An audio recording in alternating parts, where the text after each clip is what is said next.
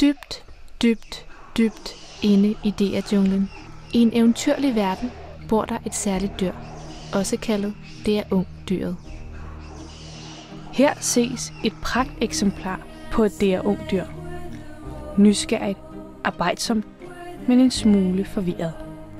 Det sjældne DR-ung-dyr har sit helt eget sprog, som kommer til udtryk igennem tegn og mimik.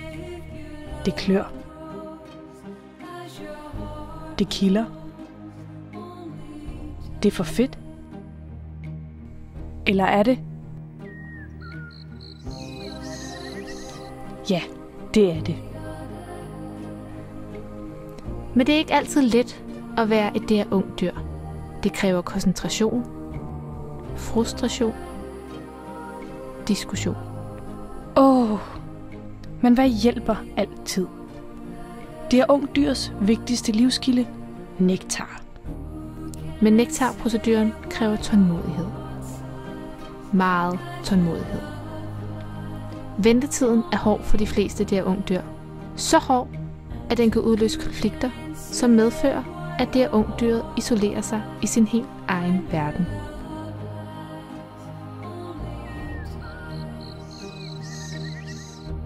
Her ses alfahannen i flokken, altid på pletten til at løse DR-ung-dyrenes uenigheder.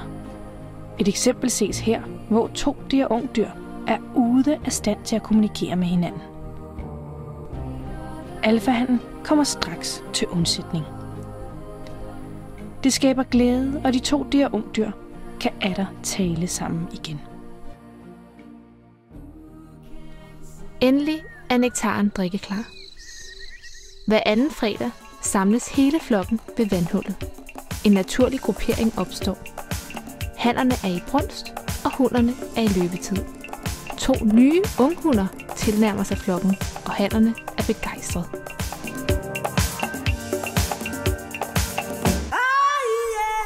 En ung han prøver lykken med de 2 nye unghunder. Sniger sig afsted. Ved at puste sig op, prøver han at imponere. Misundelsen fra de andre hanner er ikke til at tage fejl af.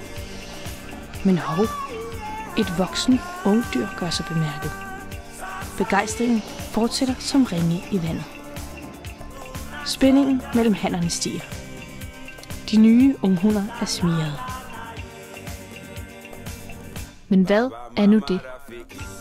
Den rutinerede han i flokken markerer sig. Friserer manken. Midt i de andre hanners mislykkede forsøg, lykkes det ham at træde sine første skridt ind i paringsdansen.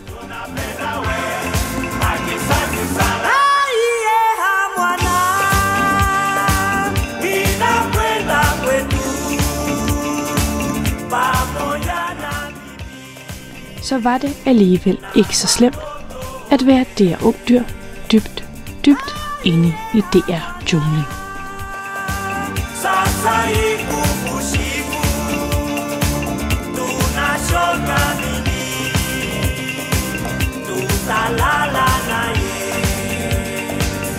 Baba mama rafiki Baki muzuri Watoto yote yetu Baki